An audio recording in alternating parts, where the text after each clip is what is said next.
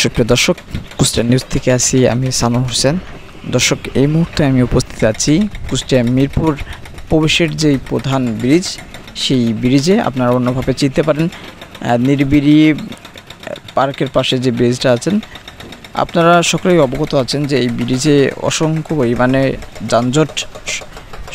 যানজটের যে সমস্যা সেটা কিন্তু প্রতিনিয়তই মানুষ সকলেই ফেস করে, যার কারণে ব্রিজটি ভেঙে বড় করার উদ্যোগ নেওয়া হয়েছে।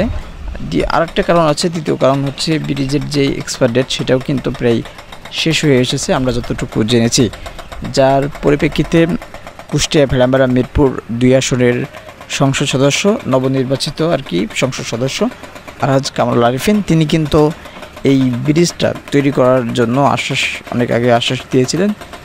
সেই আশ্বাসের ভিত্তিতেই কিন্তু ব্রিজ নির্মাণের কাজ চলছে।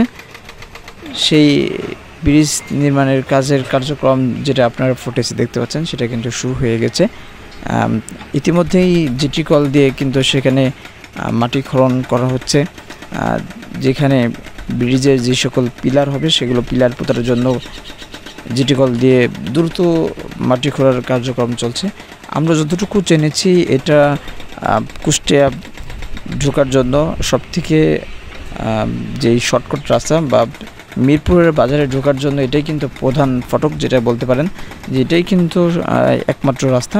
অন্য রাস্তা অবলম্বন করা যায়, তবে সেটা অনেক দ্রুত ঘটায়, অনেক সময় অপচয় হয়, যানজটের সমস্যা সেটা তো থাকেই। এটাই হচ্ছে সবথেকে দ্রুত মিরপুর বাজারে ঢোকার প্রবেশের রাস্তা, এবং এই রাস্তা দিয়েই কিন্তু কুষ্টিয়া, তারপরে যশোর, মেহেরপুর যে সকল গন্তব্য আছে সেখানে কিন্তু এই রাস্তা দিয়েই কিন্তু ঢুকে প্রবেশ করতে হয়।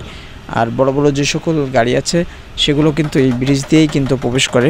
তো সেই ব্রিজের সেই সকল মানুষের কথা চিন্তা করে কিন্তু খুব দ্রুত কাজের আশ্বাস দেওয়া হয়েছে।